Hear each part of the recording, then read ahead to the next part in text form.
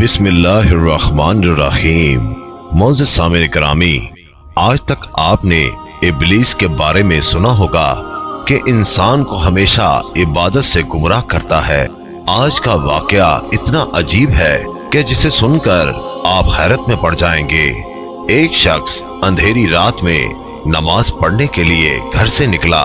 अंधेरे की वजह से उसे ठोकर लग गई और वो मुंह के बल गिर गया। कीचड़ से उठकर वो घर वापस आया और लिबास तब्दील करके दोबारा मस्जिद की तरफ चल दिया। अभी चंद कदम ही चला था कि दोबारा उसे ठोकर लगी और वो दोबारा गिर गया। कीचड़ से उठकर वो फिर दोबारा अपने घर गया, लिबास बदला और मस्जिद जाने के लिए दोबारा घर से निकला। जैसे ही वो अपने घर से बाहर निकला तो उसके दरवाजे पर उसे एक शख्स मिला जो अपने हाथ में रोशन चिराग थामे हुए था। नमाज से फारिग होकर वो मस्जिद के बाहर आया। चिराग वाला शख्स उसका इंतजार कर रहा था ताकि उस नमाजी को चिराग की रोशनी में घर छोड़ आए। जब नमाजी घर पहुंच गया तो नमाजी ने अजनबी शख्स से पूछा, आप कौन हैं? अजनबी बोला, सच बताऊं तो मैं इब्लीस हूँ। नमाजी की तो हैरत की इंतहा न रही। नमाजी सोचने लगा, इब्लीस शैतान कैसे मुझे मस्जिद तक छोड़ सकता है?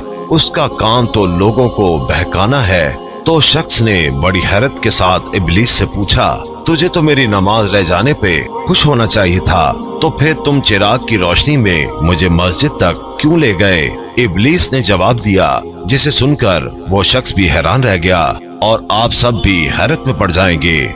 इब्लीस ने जवाब दिया कि जब तुम्हें पहली ठोकर लगी तो अल्लाह ताला ने तेरे सारे गुनाह मुआफ फरमा दिए। सुभान अल्लाह। जब तुझे दूसरी ठोकर लगी तो अल्लाह ताला ने तेरे पूरे खानदान को बख्श दिया।